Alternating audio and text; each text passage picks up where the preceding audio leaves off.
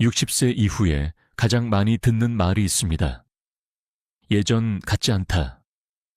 걸음이 느려지고 계단이 부담스럽고 앉았다 일어나는 동작이 점점 힘겨워집니다. 많은 분들이 단순히 나이가 들어서라고만 생각하시지만 사실 그 배후에는 근육 노화라는 조용한 적이 숨어 있습니다. 의학적으로는 사르코페니아라고 부릅니다. 70세를 넘기면 평균적으로 매년 1.2%씩 근육량이 줄어들고 근력은 그보다 더 빠르게 떨어집니다. 겉으로는 조금씩 체중이 줄거나 배만 불러오는 것처럼 보일 수 있지만 실은 몸의 가장 중요한 엔진인 근육이 꺼져가는 과정입니다. 여러분께 질문을 드리겠습니다. 10년 뒤에도 스스로 걸어서 시장을 다니고 싶으신가요? 손주 손을 잡고 산책길을 나서고 싶으신가요? 그렇다면 근육을 지키는 방법을 지금부터 배워야 합니다. 많은 분들은 단백질만 많이 먹으면 근육이 지켜진다라고 생각합니다. 닭가슴살, 달걀, 고기 분명 도움이 됩니다. 그러나 단백질이 곧바로 근육이 되는 것은 아닙니다. 단백질은 벽돌이고 벽돌을 집으로 세우기 위해서는 시멘트, 설계도, 인부가 필요하듯 근육 합성에도 특별한 조력자가 필요합니다. 그 조력자가 바로 아미노산입니다. 아미노산은 단백질을 이루는 작은 조각이지만 각각이 맡은 역할이 다릅니다.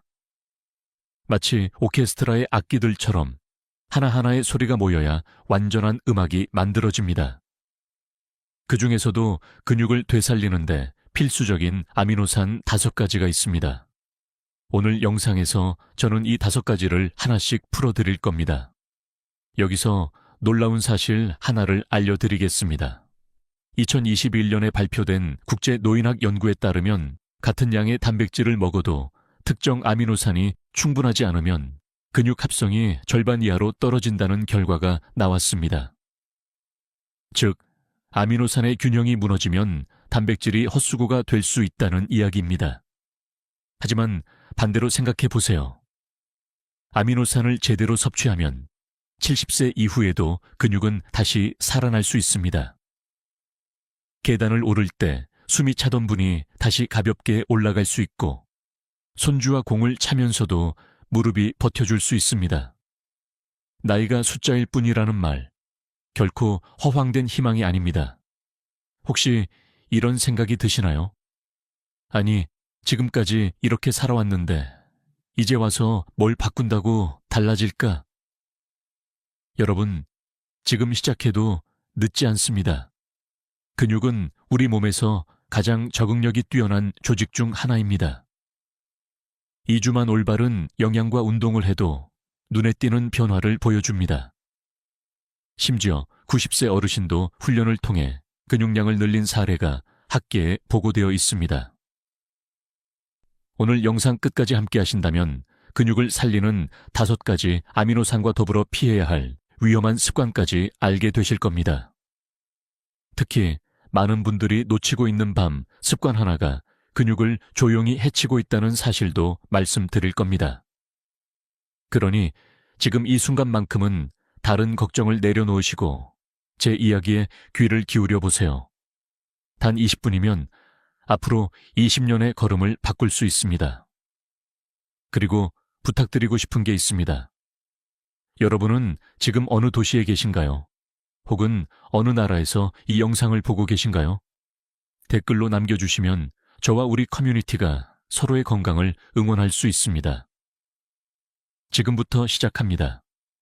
근육 노화의 숨은 적을 이기는 첫걸음, 바로 아미노산 이야기입니다. 여러분은 아침에 일어나 계단을 내려가다가 다리가 유난히 무겁게 느껴진 적이 있으신가요? 단순히 피곤해서일 수도 있지만 반복된다면 근육 합성이 제대로 이루어지지 않는 신호일 수 있습니다. 이때 가장 중요한 역할을 하는 것이 바로 아미노산 중 하나인 로이신입니다. 로이신은 단백질을 이루는 20여 가지 아미노산 가운데서도 특별한 지위를 가지고 있습니다. 단순히 근육을 구성하는 재료가 아니라 마치 공사 현장의 전원을 켜는 스위치와 같습니다.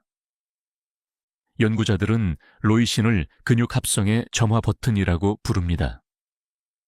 미국 텍사스 대학의 연구에 따르면 식사에 로이신이 충분히 포함되면 근육 합성 신호가 30% 이상 증가합니다. 반대로 로이신이 부족하면 아무리 단백질을 많이 먹어도 근육으로 전환되는 효율이 크게 떨어집니다. 다시 말해, 단백질을 먹는 것만으로는 부족하고 근육 합성을 실제로 작동시키는 로이신이 반드시 필요하다는 것입니다.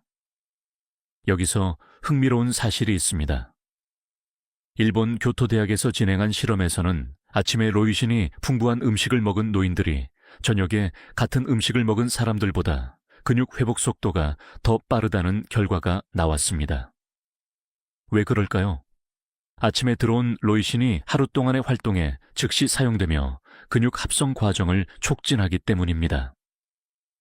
결국 하루의 시작에 무엇을 먹느냐가 근육 건강을 좌우할 수 있다는 뜻입니다.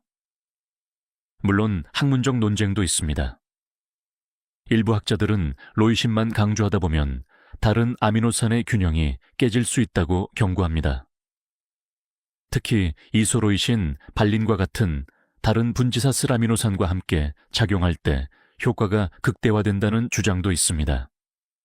그렇기 때문에 로이신 단독 보충제보다는 음식에서 균형 있게 섭취하는 것이 가장 안전하고 효과적입니다.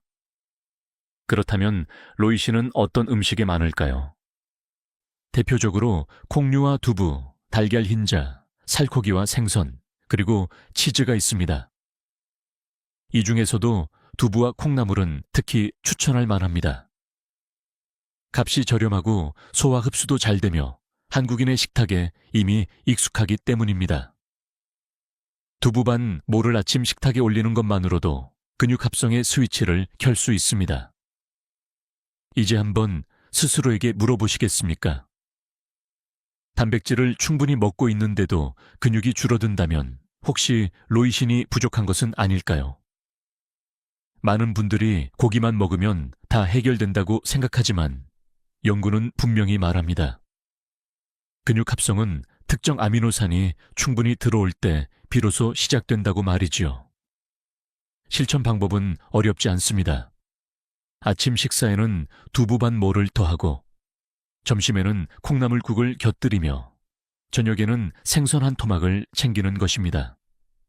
이렇게 하루 세 끼에서 조금씩 로이신을 보충하면 근육 합성 스위치를 하루 3번 켜는 셈입니다. 근육은 단순한 살던거리가 아닙니다. 혈당을 안정시키고 뼈를 보호하며 면역력을 지켜주는 살아있는 약국입니다. 그리고 그 약국의 불을 켜는 버튼이 바로 로이신입니다. 지금 아침 식탁을 떠올려 보세요. 혹시 그 자리에 로이신이 빠져 있지 않습니까? 오늘부터 작은 두부 한 조각만 더 올려도 근육은 다시 반응하기 시작합니다. 다음에서는 또 다른 중요한 아미노산인 글루타민에 대해 말씀드리겠습니다. 글루타민은 단순히 근육뿐 아니라 면역력까지 동시에 지켜주는 든든한 수호자입니다. 여러분, 혹시 이런 경험이 있으신가요? 몸이 피곤해서 잠깐 쉬었을 뿐인데 감기나 잔병치레가 자꾸 따라오는 경우 말입니다. 단순히 체력이 떨어져서 그런 걸까요? 사실은 근육 속에 숨어있는 한 가지 아미노산, 글루타민의 부족 때문일 수 있습니다. 글루타민은 우리 몸에서 가장 풍부한 아미노산 중 하나로 근육에 특히 많이 저장되어 있습니다. 하지만 나이가 들수록 몸은 글루타민을 충분히 합성하지 못합니다. 흥미로운 점은 글루타민이 단순히 근육을 만드는 재료가 아니라는 것입니다. 근육과 면역을 동시에 지켜주는 이중 역할을 한다는 점에서 특별합니다. 주류 의학 연구에 따르면 글루타민은 근육 단백질이 분해되는 것을 억제하고 동시에 면역세포의 에너지원으로 사용됩니다. 즉, 글루타민이 충분해야 근육 손실을 막고 감염에도 강해질 수 있습니다. 실제로 수술을 받은 환자나 큰 스트레스를 겪은 사람들의 회복 속도가 글루타민 보충에 따라 달라진다는 연구가 다수 발표되었습니다.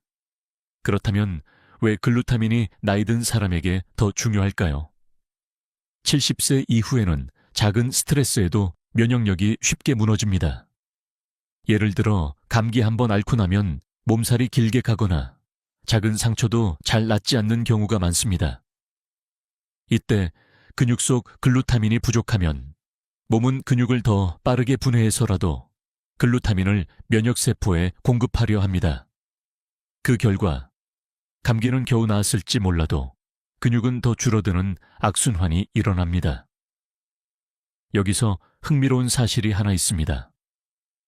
일부 연구에 따르면 글루타민이 부족한 노인에게 하루 5경파만 정도를 보충했을 때 근육 손실이 줄어들 뿐 아니라 감기 발생률까지 낮아졌다고 합니다. 마치 몸이 근육과 면역이라는 두 마리 토끼를 동시에 잡은 것과 같지요. 하지만 학계에서는 아직 논쟁이 있습니다. 모든 노인에게 글루타민 보충제가 필요하냐는 질문에 대해 일부 의사들은 굳이 보충제를 쓰지 않아도 균형 잡힌 식사만으로 충분하다고 말합니다. 또 다른 학자들은 질병이나 수술 후 회복기에는 반드시 보충이 필요하다고 강조합니다. 진실은 어디에 있을까요? 저는 균형 잡힌 식사가 기본이고 특별한 상황에서 보충제를 고려하는 것이 바람직하다고 봅니다. 그렇다면 글루타민이 풍부한 음식은 무엇일까요? 대표적으로 소고기, 닭고기, 달걀, 우유, 치즈 같은 동물성 식품에 많습니다. 식물성 식품 중에서는 콩, 시금치, 양배추에도 꽤 들어 있습니다. 시니어분들이 소화 부담 없이 챙길 수 있는 방법으로는 두유 한 잔, 삶은 달걀 하나, 콩나물국 한 그릇을 들 수 있습니다. 일상 식단에서 충분히 얻을 수 있다는 점이 큰 장점입니다. 여러분께 한 가지 질문을 드려보겠습니다. 혹시 감기에 잘 걸리면서 동시에 다리가 가늘어지는 느낌을 받으신 적 있나요? 그렇다면 글루타민이 부족한 건 아닌지 점검해 보셔야 합니다. 면역과 근육은 따로 떨어져 있는 것이 아니라 글루타민이라는 다리로 연결되어 있습니다. 실천 방법은 간단합니다. 아침에는 두유 한 잔, 점심에는 콩나물국, 저녁에는 작은 생선이나 달걀 요리를 챙겨보세요. 이렇게 하루 3끼에서 조금씩 글루타민을 보충하면 근육도 잃지 않고 면역도 더 튼튼해질 수 있습니다. 여러분, 근육을 지키는 일은 단순히 힘을 유지하는 것 이상의 의미가 있습니다. 근육이 무너지면 면역도 함께 무너지고 면역이 무너지면 근육은 더 빠르게 사라집니다. 그러나 글루타민을 챙기는 순간 이 악순환의 고리를 끊을 수 있습니다. 다음에서는 또 다른 중요한 아미노산, 아르기닌이 어떻게 혈관을 열어 근육에 산소와 영양을 공급하는지 말씀드리겠습니다. 근육은 단순히 단백질로만 자라는 것이 아닙니다. 근육이 살아 움직이려면 반드시 산소와 영양이 충분히 공급되어야 합니다. 마치 집을 짓는 데 벽돌이 필요하듯 그 벽돌을 공사 현장까지 운반하는 도로와 트럭이 필요하듯이 말입니다. 이 도로 역할을 하는 것이 바로 혈관이고 그 혈관을 활짝 열어주는 아미노산이 있습니다. 이름하여 아르기닌입니다. 아르기닌은 우리 몸에서 산화질소녀라는 물질을 만들어내는 중요한 원료입니다.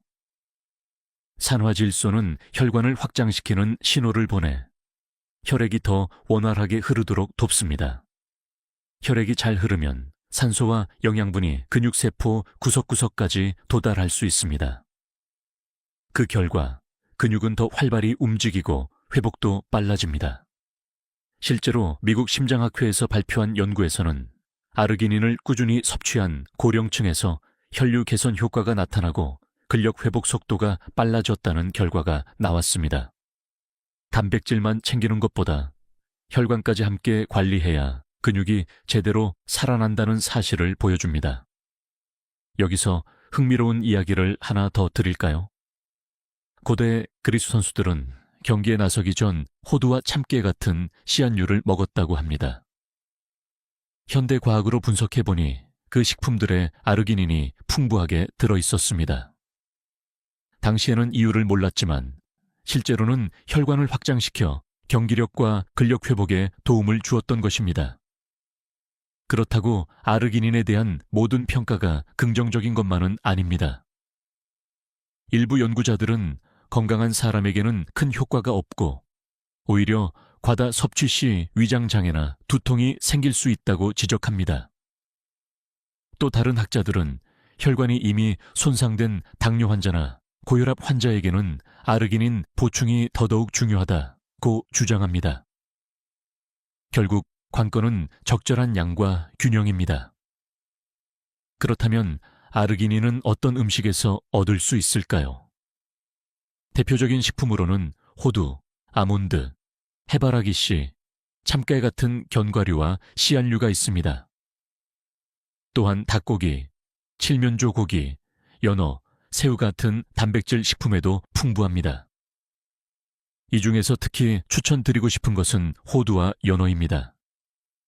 호두는 하루에 몇 알만 먹어도 아르기닌을 충분히 공급할 수 있고 연어는 오메가3 지방산과 함께 시너지 효과를 줍니다. 이쯤에서 질문 하나 드리겠습니다.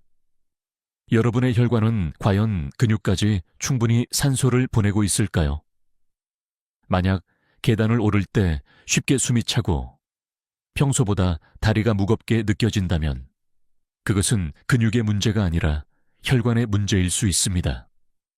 아르기닌이 부족해 혈류가 원활하지 않으면 근육은 충분한 영양을 받지 못하고 점점 힘을 잃습니다. 실천 방법은 의외로 간단합니다. 아침에는 호두 5알, 점심에는 닭가슴살 샐러드, 저녁에는 연어 구이를 곁들여 보세요. 이렇게 하루 식단 속에 아르기닌을 조금씩 넣으면 혈관은 더 유연해지고 근육은 더 활기차게 움직이기 시작합니다. 근육은 결코 고립된 기관이 아닙니다. 혈관이 막히면 근육은 질식하듯 힘을 잃고 혈관이 열리면 근육은 새로운 숨을 쉽니다. 결국 근육 건강은 혈관 건강과 뗄 수 없는 한 몸이라는 사실을 꼭 기억하시기 바랍니다. 다음에서는 또 다른 핵심 아미노산, 카르니틴이 어떻게 몸속 에너지 공장을 가동시켜 근육에 불을 붙이는지 말씀드리겠습니다. 여러분, 혹시 이런 말을 들어보셨나요? 밥은 먹었는데도 기운이 없다. 많은 어르신들이 이런 표현을 자주 하십니다. 충분히 음식을 먹었는데도 몸이 힘을 내지 못하는 이유는 무엇일까요? 바로 섭취한 영양이 제대로 에너지로 전환되지 못했기 때문입니다. 여기서 중요한 역할을 하는 아미노산이 있습니다. 바로 카르니틴입니다. 카르니틴은 일종의 운반자 역할을 합니다. 지방산을 세포 속 미토콘드리아라는 작은 발전소로 옮겨주지요. 미토콘드리아는 지방산을 받아들여 불을 붙이고 ATP라는 에너지로 바꿉니다. 우리가 움직일 때 필요한 힘, 계단을 오를 때 필요한 숨, 심지어 생각할 때 필요한 뇌의 연료까지 바로 이 과정에서 나옵니다. 주류 연구에서도 카르니틴의 중요성이 입증되었습니다.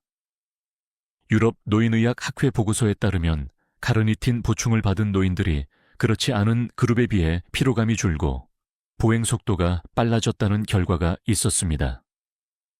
단순히 근육을 유지하는 것이 아니라 근육이 제 역할을 다할 수 있도록 연료를 공급하는 핵심 열쇠가 바로 카르니틴인 것입니다.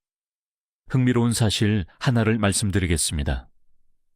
이탈리아 연구팀이 만성 피로 환자에게 카르니틴을 투여했을 때 절반 이상에서 에너지 수준이 눈에 띄게 개선되었다는 보고가 있습니다. 단순히 몸이 가볍다는 주관적 느낌뿐 아니라 실제로 운동 수행 능력이 측정 가능한 수준으로 향상되었다는 점이 놀라웠습니다. 하지만 학계에는 여전히 논쟁이 있습니다. 일부 학자들은 건강한 노인에게 카르니틴 보충제가 반드시 필요하지는 않다고 말합니다. 음식만으로도 충분히 공급될 수 있다는 의견이지요. 반면 다른 연구자들은 나이가 들수록 체내에서 합성되는 카르니틴 양이 줄어들기 때문에 보충이 필요하다고 강조합니다. 결국 핵심은 식단을 통해 얼마나 안정적으로 섭취하느냐입니다. 그렇다면 카르니틴은 어떤 음식에서 얻을 수 있을까요? 대표적인 식품은 붉은 살코기, 특히 소고기와 양고기입니다. 하지만 반드시 고기만 고집할 필요는 없습니다. 생선, 닭고기, 그리고 일부 유제품에도 카르니틴이 들어 있습니다. 중요한 건 지나치게 기름진 부위를 피하고 적당한 양의 살코기와 생선을 균형 있게 섭취하는 것입니다. 여러분께 질문 하나 드리겠습니다. 혹시 예전보다 쉽게 피곤해지고 조금만 움직여도 숨이 차는 느낌을 받은 적 없으신가요? 그렇다면 단백질은 충분히 먹고 있지만 근육세포 안에 에너지 공장이 제대로 작동하지 않는 것일 수 있습니다. 카르니틴이 부족하면 지방이 연료로 들어가지 못하고 결국 몸은 힘을 쓰지 못합니다. 실천 방법은 간단합니다. 일주일에 2번 정도는 살코기, 소고기를 드시고 다른 날에는 연어나 고등어 같은 생선을 곁들여 보세요. 고기를 많이 먹기 힘든 분이라면 저지방 유제품을 조금씩 추가하는 것도 방법입니다. 이런 작은 식습관 변화만으로도 몸의 에너지 공장이 다시 활기를 띱니다. 근육은 단순히 존재하는 것만으로 의미가 있는 것이 아닙니다. 그 근육이 제 역할을 다할 수 있어야 건강한 삶을 이어갈 수 있습니다. 그리고 그 역할을 가능하게 하는 숨은 동력이 바로 카르니틴입니다. 이제 여러분의 몸속 에너지 공장은 어떤 상태일까요? 꺼져 있는 불을 다시 켜야 할 시기 아닐까요? 오늘 저녁 식탁에 작은 변화를 더하는 순간 여러분의 걸음걸이는 달라질 수 있습니다. 다음에서는 근육을 망치는 숨은 적, 트립토판 부족의 함정에 대해 말씀드리겠습니다. 이 아미노산이 빠지면 근육은 조용히 손실되기 시작합니다. 많은 분들이 단백질이나 아미노산을 이야기할 때 로이신이나 글루타민, 카르니틴 같은 이름은 들어보셨을 겁니다. 하지만 의외로 잘 알려지지 않은 아미노산이 있습니다. 바로 트립토판입니다. 이 아미노산이 부족하면 근육은 조용히, 그러나 빠르게 손실되기 시작합니다. 트립토판은 단순히 근육의 재료가 아니라 우리 몸에서 세로토닌과 멜라토닌이라는 중요한 호르몬을 만드는 원료입니다. 세로토닌은 기분을 안정시키고 멜라토닌은 숙면을 돕습니다. 잠을 잘 자야 근육이 회복되고 회복이 되어야 근육이 다시 살아납니다. 그런데 트립토판이 부족하면 이 연결고리가 무너져 버립니다. 실제로 노인의학 연구에서 트립토판 섭취량이 적은 고령층일수록 근육 손실 속도가 빠르다는 보고가 있습니다. 이유는 간단합니다. 숙면이 부족하면 성장 호르몬 분비가 줄어들고 근육 합성 신호도 약해지기 때문입니다. 다시 말해, 잠을 잘 못 자는 어르신일수록 근육이 더 빨리 줄어드는 것입니다. 여기서 흥미로운 사실을 하나 말씀드리겠습니다. 1970년대 미국에서 수면장애 환자를 대상으로 트립토판 보충 실험을 했을 때 많은 환자가 수면질이 개선되고 동시에 근육피로 회복 속도도 빨라졌다는 보고가 있었습니다. 하지만 이후 일부 연구에서는 큰 효과가 없다는 주장도 나왔습니다. 그래서 지금도 학계에서는 트립토판의 역할에 대해 논쟁이 이어지고 있습니다. 하지만 확실한 것은 부족할 경우 부정적인 영향이 크다는 점입니다. 그렇다면 트립토판은 어디에 많을까요? 대표적으로 칠면조 고기, 달걀, 우유, 치즈 같은 동물성 식품에 풍부합니다. 식물성 식품으로는 콩류, 호박씨, 해바라기씨, 바나나에도 들어 있습니다. 특히 바나나는 간단히 챙기기 좋아 아침 간식으로 추천할 만합니다. 여러분께 한 가지 질문을 드리겠습니다. 혹시 밤마다 쉽게 잠들지 못하거나 자주 깨는 편이신가요? 아침에 일어나도 개운하지 않으신가요? 이런 증상이 있다면 단순히 노화 때문이 아니라 트립토판 부족으로 인한 수면의 질 저하일 수 있습니다. 결국 이 문제는 근육 손실로 이어집니다. 실천 방법은 어렵지 않습니다. 저녁 식사에 달걀을 추가하거나 잠들기 2-3시간 전에 따뜻한 우유 한 잔을 마셔보세요. 또 하루에 바나나 하나를 간식으로 챙기는 것도 좋은 방법입니다. 이렇게 하면 트립토판이 멜라토닌 합성을 도와 숙면을 유도하고 그 결과 근육 회복이 원활해집니다. 하지만 주의할 점도 있습니다. 일부 보충제 형태의 트립토판은 과다 복용 시 두통이나 위장 장애를 일으킬 수 있습니다. 따라서 가급적이면 음식에서 섭취하는 것이 안전합니다. 필요하다면 의사와 상담 후 보충제를 고려하는 것이 좋습니다. 근육은 낮에 쓰이고 밤에 회복합니다. 그런데 잠을 설친다면 회복할 시간이 없는 셈이지요. 결국 트립토판 부족은 단순히 불면증의 문제가 아니라 근육 건강 전반에 영향을 주는 심각한 위험 요소입니다. 여러분의 어젯밤을 떠올려 보세요. 혹시 뒤척이며 자주 깨지 않으셨나요? 그렇다면 오늘부터 작은 변화를 시작해야 합니다. 따뜻한 우유 한 잔, 바나나 한 개, 콩으로 만든 반찬 하나. 이것만으로도 내일 아침의 근육은 한결 가벼워질 수 있습니다. 다음에서는 단백질만 믿고 아미노산 균형을 놓쳤을 때 생기는 위험에 대해 말씀드리겠습니다. 단백질을 먹으면서도 근육이 줄어드는 이유, 바로 그 함정을 짚어드리겠습니다. 많은 어르신들이 건강을 위해 단백질 섭취를 늘리려고 애쓰십니다. 특히 고기만 많이 먹으면 근육이 살아난다는 말을 듣고 하루 3끼 중 최소 1끼는 반드시 고기를 챙기는 분들이 적지 않습니다. 물론 단백질은 근육 건강에 절대적으로 필요합니다. 하지만 문제는 단백질만 강조하다 보면 오히려 아미노산의 균형을 잃을 수 있다는 점입니다. 근육 합성은 마치 오케스트라와도 같습니다. 바이올린, 첼로, 드럼, 플루트가 각자 자기 자리를 채울 때 아름다운 음악이 만들어지듯 아미노산도 각각의 역할이 조화를 이루어야 근육이 살아납니다. 그런데 특정 아미노산만 과잉 섭취되면 다른 아미노산이 상대적으로 부족해지고 이 불균형이 근육 합성에 제동을 걸게 됩니다. 주류 연구에서도 이 문제는 꾸준히 제기되어 왔습니다. 일본 도쿄대학의 노인학 연구에 따르면 단백질을 충분히 먹는데도 근육량이 줄어든 노인들이 있었습니다. 이들의 식단을 분석해 보니 고기 위주의 단백질은 많았지만 특정 아미노산, 특히 로이신과 트립토판이 부족했습니다. 즉, 단백질 양은 충분했지만 아미노산의 질이 부족했던 것입니다. 흥미로운 사실도 있습니다.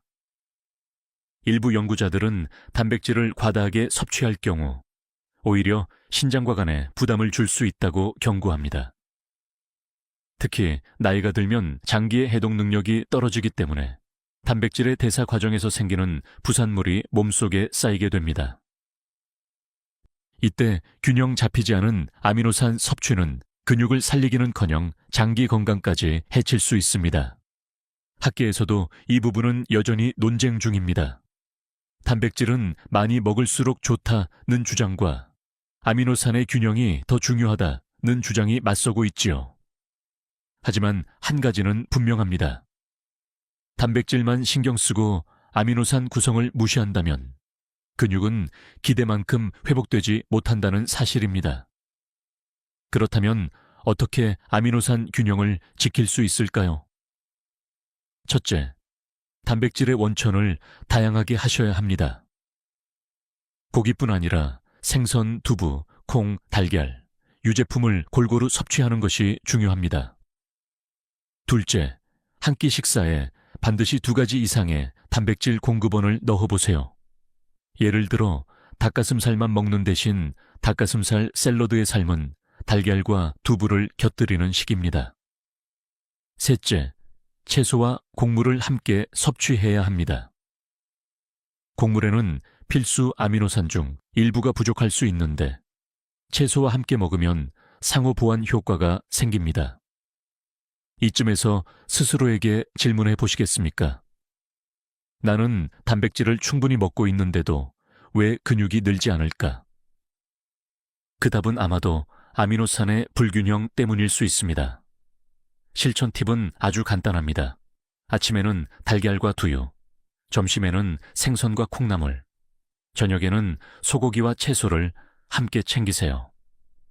이렇게 조금만 식단을 다양화하면 단백질의 양뿐 아니라 아미노산의 균형까지 자연스럽게 맞출 수 있습니다.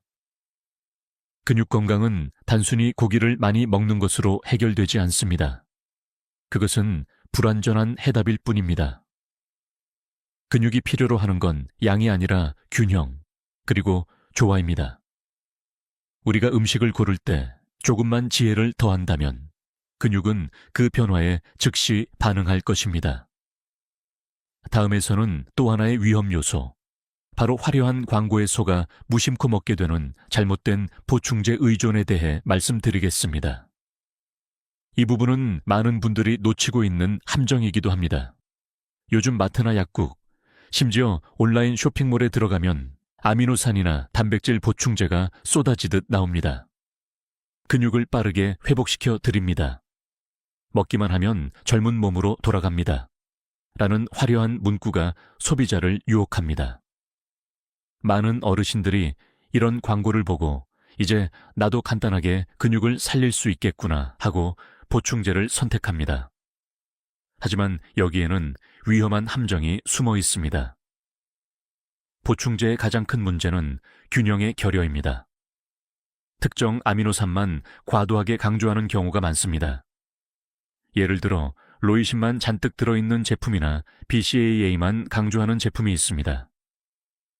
물론 이런 보충제가 순간적으로 근육 합성 신호를 자극할 수는 있습니다. 그러나 다른 아미노산이 함께 공급되지 않으면 그 효과는 반쪽짜리에 불과합니다. 실제로 미국 노인학 저널에 실린 연구에서 BCAA, 보충제만 섭취한 그룹과 음식으로 균형 잡힌 단백질을 섭취한 그룹을 비교했습니다. 결과는 의외였습니다. 보충제를 먹은 그룹은 단기간에 약간의 근육 합성 효과를 보였지만 장기적으로는 음식 섭취 그룹보다 근육량 증가가 떨어졌다는 것입니다. 또 다른 문제는 안전성입니다. 일부 저가 보충제에는 원료가 불분명하거나 불필요한 첨가물이 들어 있습니다. 심지어 몇몇 제품에서는 중금속 성분이 검출되기도 했습니다. 나이가 들수록 간과 신장의 해독 능력이 약해지는데 이런 보충제를 무심코 먹는다면 오히려 몸에 더 큰 부담을 주게 됩니다. 학계에서도 이 부분은 논쟁이 있습니다. 일부 전문가는 적절한 상황에서는 보충제가 도움이 된다고 말합니다. 예를 들어 큰 수술 후 회복기에 있거나 씹기 힘들고 음식 섭취가 제한된 경우라면 보충제가 보완책이 될 수 있습니다. 하지만 건강한 노인의 일상에서는 균형 잡힌 식사가 훨씬 더 안전하고 효과적이라는 의견이 많습니다. 여러분께 질문을 드려보겠습니다. 혹시 광고 문구만 믿고 어떤 성분이 들어있는지 확인도 하지 않은 채 보충제를 드신 적이 있으신가요? 만약 그렇다면 그 습관은 근육을 지키기보다 해칠 가능성이 더 큽니다. 그렇다면 어떻게 해야 할까요? 첫째, 보충제를 선택하기 전 반드시 성분표를 확인해야 합니다. 이 제품은 단백질인가? 특정 아미노산인가? 첨가물은 무엇인가? 꼼꼼히 살펴보는 습관이 필요합니다. 둘째, 보충제를 먹기 전에 식사로 충분히 섭취할 수 있는지 먼저 점검하세요. 두부, 콩, 생선, 달걀, 견과류 같은 음식은 이미 자연의 보충제입니다. 셋째, 꼭 필요한 경우라면 의사나 영양사와 상담 후 적절한 용량을 정하는 것이 안전합니다. 근육은 단기간에 만들어지는 것이 아닙니다. 일주일 보충제로 해결할 수 있는 문제가 아니라 오랜 시간의 식습관과 생활 습관이 쌓여서 지켜지는 것입니다. 화려한 광고는 순간의 희망을 팔지만 여러분의 건강을 끝까지 지켜주는 것은 결국 일상 속의 작은 식습관 변화입니다. 여러분의 주방을 한번 둘러보세요. 두부, 콩나물, 달걀, 생선. 이미 훌륭한 아미노산의 보고가 거기에 있습니다. 보충제의 지갑을 열기 전에 먼저 냉장고 속의 음식을 떠올려 보시기 바랍니다. 다음에서는 많은 분들이 놓치고 있는 또 하나의 위험. 늦은 밤 단백질 과다 섭취가 근육에 어떤 악영향을 주는지 말씀드리겠습니다. 많이 먹을수록 좋다는 생각이 어떻게 독이 되는지 짚어드리겠습니다. 많은 분들이 이렇게 말씀하십니다. 고기는 밤에 먹어도 상관없다. 단백질은 많을수록 좋다. 하지만 과연 그럴까요? 특히 70세 이후의 몸에서는 이 습관이 근육을 지키는 대신 오히려 서서히 해칠 수 있습니다. 단백질은 근육 합성에 꼭 필요합니다. 그러나 그 시점과 양이 조화를 이루지 못하면 근육으로 가지 못하고 간과 신장의 부담으로 쌓입니다. 밤늦게 단백질을 많이 먹으면 몸은 그 단백질을 소화하느라 밤새 에너지를 소비합니다. 결과적으로 숙면이 방해받고 근육 회복의 황금 시간이 무너집니다. 주류 연구에 따르면 밤 10시 이후에 과도한 단백질을 섭취한 노인 그룹은 같은 양을 낮에 섭취한 그룹보다 근육 합성률이 20% 낮았다는 결과가 있습니다. 이유는 간단합니다. 밤에는 성장 호르몬 분비와 대사 리듬이 조화를 이루어야 하는데 과도한 단백질이 소화 과정에서 이 균형을 깨뜨리기 때문입니다. 여기서 흥미로운 사실을 하나 더 드리겠습니다. 일부 연구자들은 늦은 밤 단백질이 체지방 증가와도 연관이 있다고 주장합니다. 사용되지 못한 아미노산은 결국 에너지로 전환되는데 이 과정에서 남는 칼로리가 지방으로 쌓이는 것이지요. 그래서 근육을 키우겠다며 밤마다 단백질 음식을 과식한 사람들이 오히려 복부 비만에 시달리는 경우가 많습니다. 하지만 학계에서는 논쟁도 존재합니다. 어떤 연구에서는 밤에 소량의 단백질을 섭취하면 오히려 근육 합성에 도움을 줄 수 있다는 결과도 있습니다. 예를 들어 취침 30분 전 따뜻한 우유 한 잔은 수면을 돕고 아미노산을 천천히 공급해 근육 회복에 긍정적 영향을 줄 수 있습니다. 결국 관건은 양과 종류입니다. 그렇다면 어떻게 해야 할까요? 첫째, 저녁 식사에서 단백질을 과식하지 마십시오. 포만감을 느낄 정도로만 가볍게 챙기는 것이 좋습니다. 둘째, 단백질이 부족할까 걱정된다면 낮에 집중적으로 분배하세요. 아침, 점심에 충분히 챙기고 저녁은 가볍게 마무리하는 식입니다. 셋째, 밤에 꼭 뭔가를 먹고 싶다면 소화가 잘 되는 단백질을 소량 섭취하세요. 예를 들어 따뜻한 우유 한 잔이나 요거트 정도는 부담이 적습니다. 여러분께 질문 하나 드려보겠습니다. 혹시 밤마다 고기나 단백질 보충제를 많이 드시면서도 아침에 몸이 무겁고 개운하지 않으셨나요? 그렇다면 그것은 단백질이 근육으로 가지 못하고 간과 신장을 괴롭힌 결과일 수 있습니다. 근육은 낮 동안 사용되고 밤에 회복됩니다. 그런데 늦은 밤 과도한 단백질은 이 회복 시간을 방해합니다. 결국 근육은 자라지 못하고 몸은 피로와 함께 점점 약해집니다. 이제 오늘 밤을 한번 떠올려 보세요. 식탁에 올라올 고기나 간식을 조금 줄이고 대신 낮에 단백질을 풍부히 챙기면 어떨까요? 작은 변화지만 내일 아침 몸의 가벼움이 분명 달라질 것입니다. 다음에서는 희망적인 사례를 소개하겠습니다. 실제로 아미노산 섭취를 통해 근육이 되살아난 어르신의 이야기를 들려드리겠습니다. 젊은 근육의 기적을 확인해 보시죠. 여러분, 지금까지 아미노산이 근육을 어떻게 살리는지 과학적 근거와 원리를 말씀드렸습니다. 그런데 혹시 이런 생각이 드셨나요? 좋은 말인 건 알겠는데 실제로 내 나이에 근육이 다시 살아날 수 있을까? 그 의문에 답하기 위해 저는 실제 사례 하나를 들려드리겠습니다. 경기도에 사는 73세 박 어르신은 몇 년 전부터 계단을 오르는 일이 큰 고역이었습니다. 예전에는 장을 보고도 씩씩하게 올라갔는데 어느 순간부터는 두세 층만 올라가도 다리가 후들거리고 숨이 차 버렸습니다. 병원에서 검사해보니 근육량이 또래보다 훨씬 적게 남아 있었고 의사는 사르코페니아 초기라는 말을 했습니다. 충격이었지요. 박 어르신은 처음에는 단백질 보충제만 챙겼습니다. 하지만 몇 달이 지나도 큰 변화가 없었습니다. 오히려 소화가 힘들어지고 배에 가스가 차는 불편만 늘어났습니다. 그러던 중 지역 보건소 강좌에서 아미노산 균형에 대한 이야기를 들었습니다. 특히 로이신, 글루타민, 아르기닌, 카르니틴, 트립토판이라는 5가지 아미노산을 균형 있게 섭취해야 한다는 조언이 그의 귀에 남았습니다.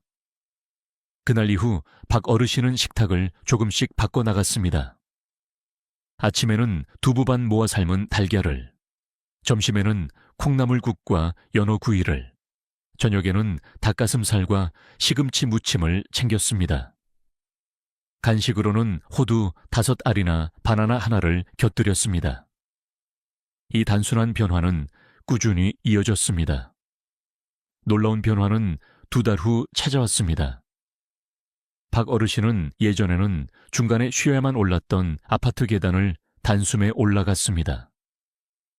숨이 차긴 했지만 다리가 무너지지는 않았습니다. 병원에서 재검을 했더니 근육량이 눈에 띄게 늘어나 있었고 무엇보다 보행 속도가 빨라졌다는 평가를 받았습니다. 여기서 중요한 건 박 어르신이 특별한 운동을 한 것도 값비싼 보충제를 먹은 것도 아니라는 점입니다.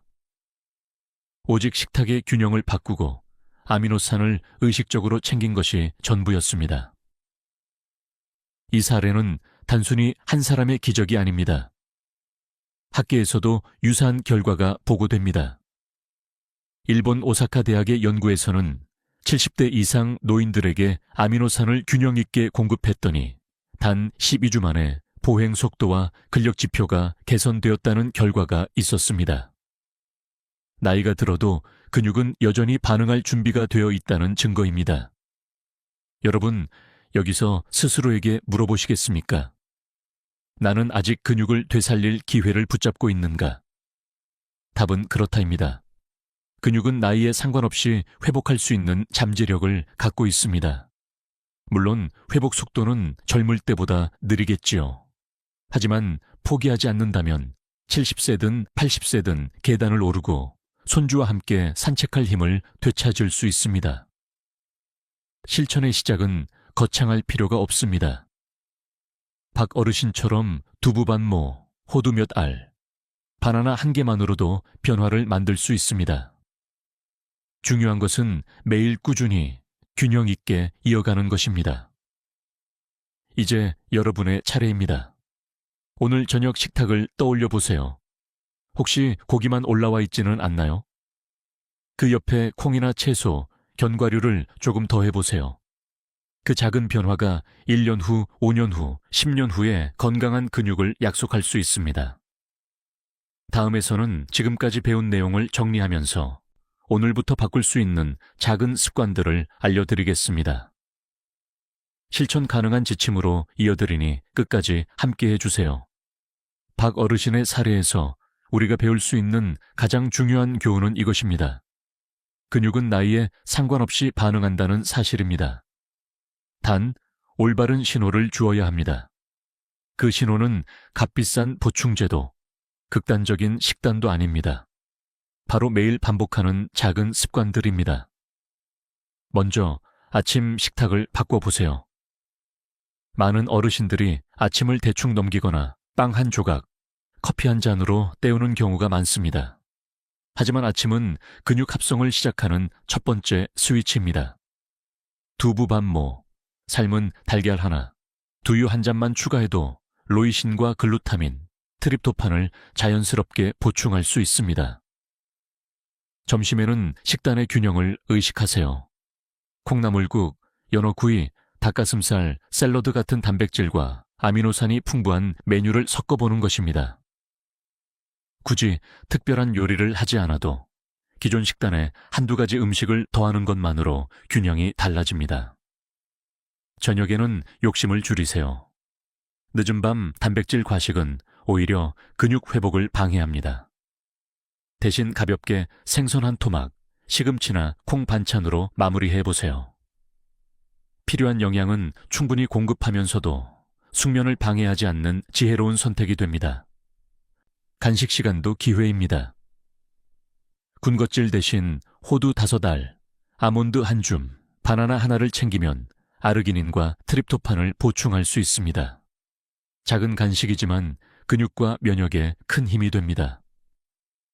여러분께 한 가지 질문을 드려보겠습니다.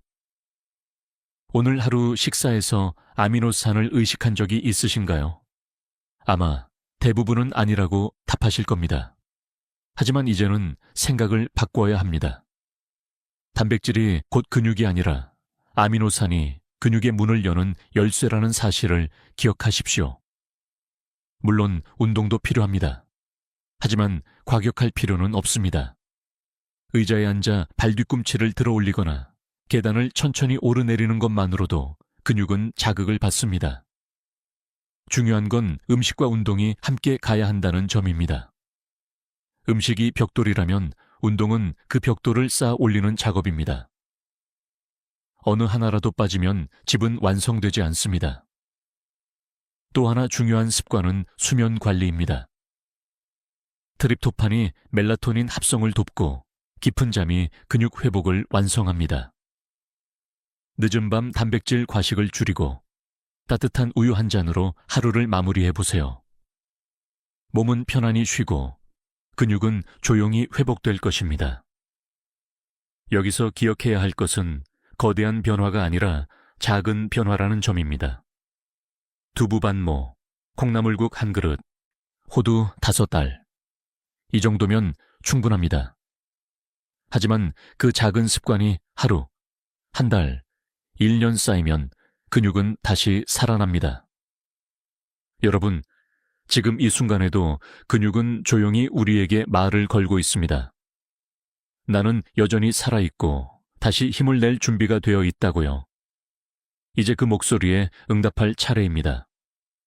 오늘부터 실천할 작은 습관을 떠올려 보세요. 아침 두부, 점심 생선, 저녁에 가벼운 단백질. 어떤 것이든 좋습니다. 중요한 건 오늘 시작하는 것입니다. 다음 마지막 섹션에서는 지금까지 말씀드린 모든 내용을 정리하며 여러분께 드리고 싶은 따뜻한 응원의 말을 전하겠습니다. 함께 근육 건강을 지켜내는 길, 끝까지 함께 가보시죠. 지금까지 우리는 근육을 되살리는 5가지 아미노산, 그리고 근육을 조용히 해치는 위험한 습관들을 함께 살펴보았습니다. 여러분은 어떤 부분이 가장 마음에 남으셨나요?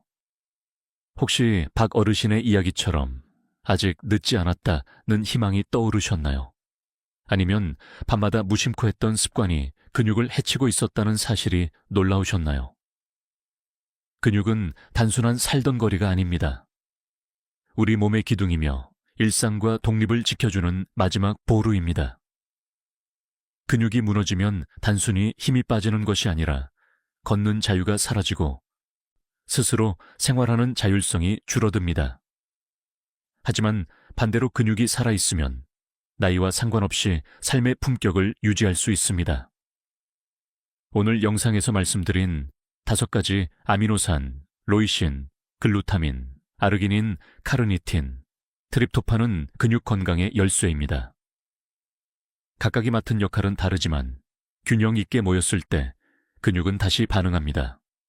여기에 우리가 피해야 할 3가지 위험, 즉 아미노산 불균형, 잘못된 보충제 의존, 늦은 밤 단백질 과식까지 함께 기억하신다면 여러분은 이미 근육 건강을 지켜낼 준비가 되신 겁니다. 여러분, 저는 지금 이 순간 이렇게 말씀드리고 싶습니다. 근육은 다시 살아날 수 있습니다. 그리고 여러분은 그 변화를 만들어낼 수 있습니다. 오늘부터 시작해 보세요. 두부 반모, 바나나 1개, 호두 5알. 작지만 꾸준한 선택이 여러분의 내일을 바꿉니다. 계단을 오르며 숨이 차던 날들을 지나 다시 가볍게 발걸음을 내딛는 자신을 상상해 보십시오. 그 모습은 결코 먼 미래의 환상이 아닙니다. 이제 저는 여러분께 작은 부탁을 드립니다. 오늘 영상에서 가장 놀라웠던 아미노산이나 가장 인상 깊었던 습관이 무엇이었는지 댓글로 남겨주세요. 여러분의 경험과 깨달음이 다른 시청자분들께 큰 힘이 됩니다.